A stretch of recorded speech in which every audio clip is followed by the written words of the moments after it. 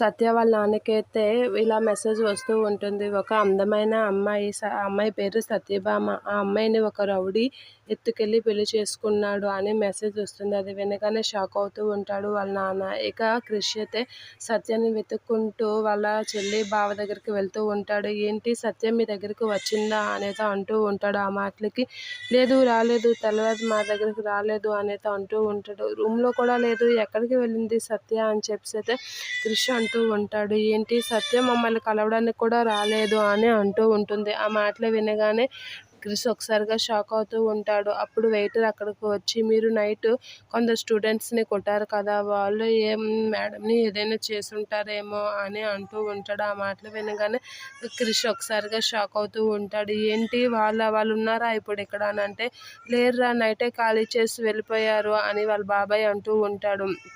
ఏంటి నైటే ఖాళీ చేసి వెళ్ళిపోయారా? నువ్వేం చేస్తున్నావు బాబాయ్? అలా ఎలా పంపించేస్తావు వాళ్ళని అని చెప్పేసి అంటూ ఉంటాడు. ఆ మాటలకి నన్నేం చేయమంటారా? వాళ్ళకి పని అయిపోయింది, వికెట్ చేస్తామన్నారు వెళ్ళిపోయారు. నాకు ఈ విషయం ఏం తెలీదు కదరా అని అంటూ ఉంటాడు. అలా ఎలా పంపించేస్తావు బాబాయ్ అని కోపంతో వాళ్ళ బాబాయ్‌ని అంటూ ఉంటాడు. కోప్పడడం కాదురా, కోడల్ని ఎలా తీసుకురావాలో చూడు అని చెప్పేసి అంటూ ఉంటాడు. ఇక వాళ్ళ డీటెయిల్స్ అవన్నీ లోపల ఉంటాయి కదా! పద చూద్దాం అని చెప్పేసి అంటూ ఉంటాడు. ఇక సత్య వాళ్ళ అన్నయ్య అయితే ఇలా అంటూ ఉంటాడు. నీ వల్లే నా చెల్లికి పరిస్థితి వచ్చింది అని చెప్పి గట్టిగా అంటూ ఉంటాడు. ఆ మాటలకి క్రిష్ ఏం మాట్లాడకుండా అలా చూస్తూ ఉంటాడు. చాలా కోపం వచ్చినా కంట్రోల్ చేసుకుంటూ ఉంటాడు. అయినా సత్య ఎక్కడికెళ్ళిందో అని చెప్పి బాగా ఆలోచిస్తూ ఉంటాడు. వాళ్ళు ఎక్కడికి తీసుకెళ్లారో అని ఆలోచిస్తూ ఉంటాడు.